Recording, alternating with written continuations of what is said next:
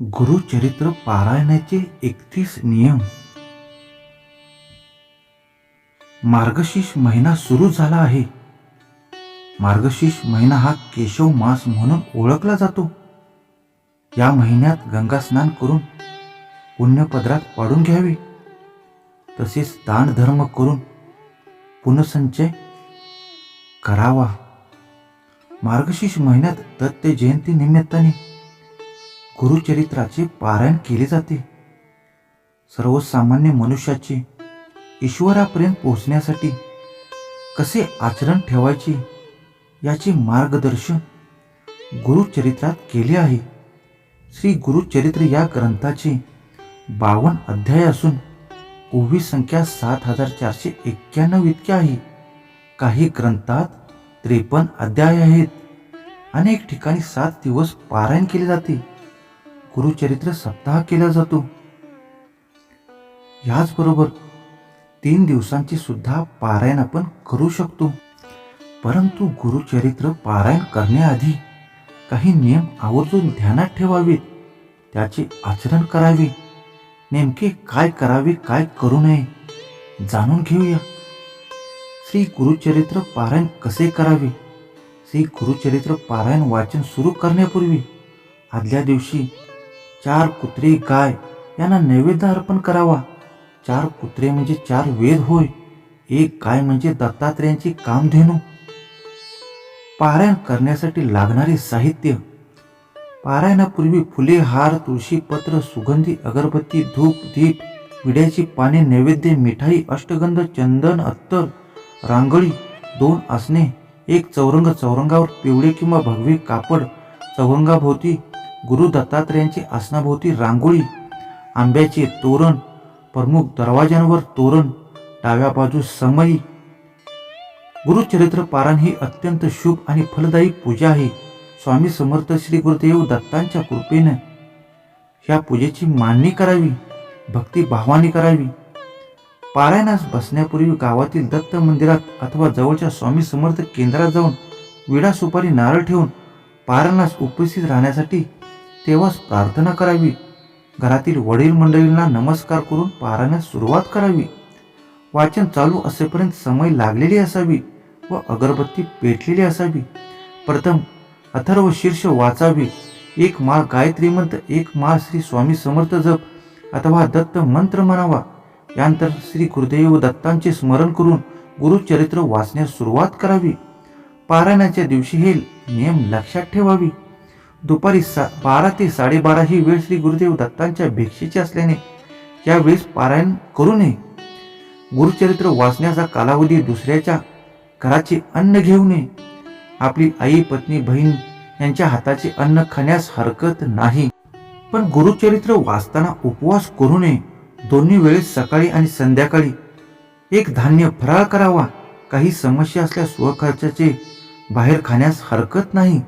परंतु आपल्याच पचायला जड जाईल असे खाऊ नये.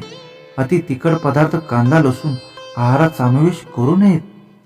ग्रंथाचा नैवेद्य गाईला खाऊ घालावा किंवा स्वतःच खावावा. मग आपण भोजन करावे. श्री गुरुचरित्र वाचण्याच्या कालावधीमध्ये सुद्धा आपण नित्य सेवेत खंड पडू देऊ नका. शक्यतोवर जमिनीवर झोपावे, पलंगावर झोपू नये. श्री गुरुचरित्र वाचण्याच्या कालावधीमध्ये पुरुषांनी दाढी वाढवू नये. स्वतःच्या हाताने दाढी करावी. तसेच या कालावधीमध्ये चामड्याऐवजी नॉयलॉन किंवा रबरी चप्पल जोड वापरावे. श्री गुरुचरित्र वाचण्याच्या कालावधीमध्ये सत्य, अहिंसा, ब्रह्मचर्याचे पालन करावे.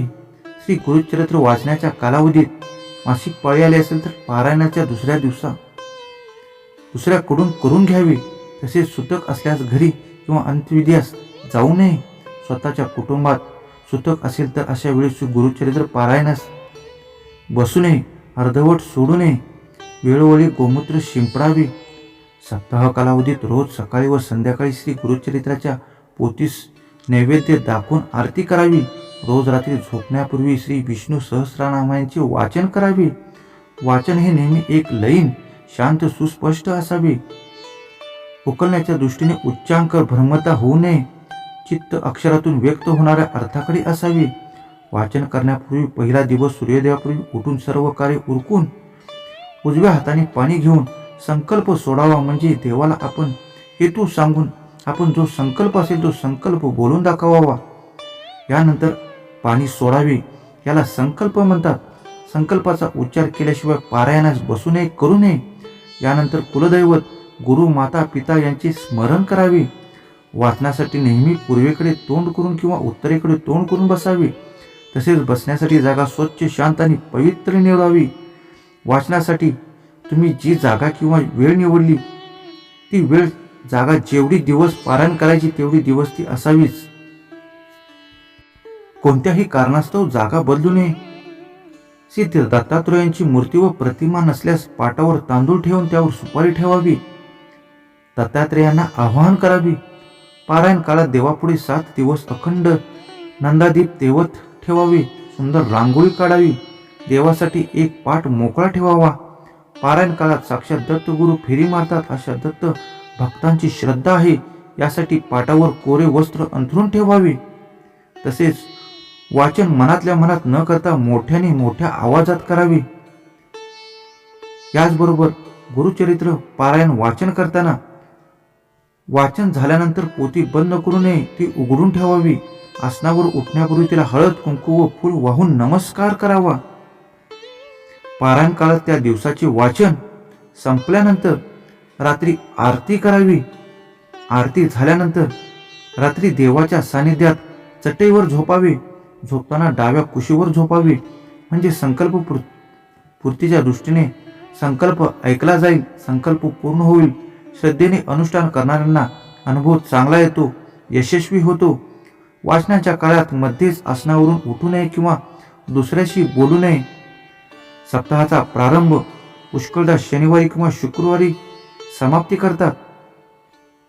शुक्रवारी हा श्री गुरूंचा निजानंद गमनाचा दिवस आहे. सप्ताह पूर्ण झाल्यानंतर 7व्या दिवशी, शक्यतर 8व्या दिवशी सुपारीतून श्री दत्तात्रेयांचे विसर्जन करावे आणि नैवेद्य आरती करून सवासना ब्राह्मण किंवा दत्त प्रांतीयातील कोणालाही नैवेद्य देऊन सांगता करावी. महानैवेद्याची शक्यतो घेवड्याची भाजी असावी. वाचनात यांत्रिकीपणा नको म्हणून फक्त वाचतोय म्हणून वाचू नये, मनोभावे वाचन करावे. एकदा संकल्प सोडून पारायणाचा प्रारंभ केल्यानंतर ते पूर्ण करणे आवश्यक आहे. परंतु मध्येच सोयर किंवा सुतक असल्यास व्यत्यय येतो. अशा वेळी परिचितांनी त्याचे अपूर्ण राहिलेले वाचन पूर्ण करू शकतो. असा संकल्प सोडून आपण घरातील उर्वरित वाचन पूर्ण करावे. तसेच सोयर किंवा सुतक संपल्यानंतर घरात गोमूत्र शिंपडून शुद्ध करावी. त्यानंतर अवतरित वाचन करावे. दत्तमूर्ती किंवा दत्त पादुकांवर अभिषेक करावा. शक्यतो रिकाम मनाने किंवा ग्रंथाचे पालन इच्छुक मनानेच करावे. इच्छित फळ मिळते, असा गुरुभक्तांचा अनुभव आहे. दररोज वाचनाचे अध्याय तुम्ही निवडलेल्या दिवसावर अवलंबून असतात. 3 दिवसाच्या पारायणात दररोज 18 अध्याय, 7 दिवसाच्या पारायणात दररोज 8 अध्याय आणि 11 दिवसाच्या पारायणात दररोज 5 अध्याय वाचायचे असतात. पारायणाची सुरुवात कोणत्याही दिवशी करता येते, पण शनिवार, गुरुवार किंवा पुष्य नक्षत्र असल्यास शुभ मानले जाते. तुम्ही तुमच्या सोयीनुसार किंवा इच्छेनुसार इतर दिवसातही पारायण करू शकता. वाचनाच्या सुरुवातीला आणि शेवटी श्री गुरुदेव दत्त मंत्राचा आवर्जून जप करावा. मांसाहार, मद्यपान, वाईट विचार, वाईट वर्तणूक चुकणी करायची नाही. पारायणाच्या उद्यापनाच्या दिवशी सुवासिनींना भोजन, गुरुचरित्राची आरती आणि दान धर्म करावा. नैवेद्यात शक्यतो फळ, फळेभाज्या, दूध, दुधाचे पदार्थ, मिठाई, पान, विडा समावेश करावा.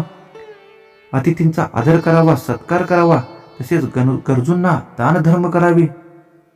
याचबरोबर श्री गुरुदेव दत्तांचे नामस्मरण करून, श्री हरसिद्धनाथांचे नामस्मरण करून, श्री स्वामी समर्थांचे नामस्मरण करून, बाळूमामांचे नामस्मरण करून आणि आपल्या कुलदेवींचे नामस्मरण करून इच्छापूर्ती मागावी आणि आपल्या या गुरुचरित्र पारायणाची सांगता करावी.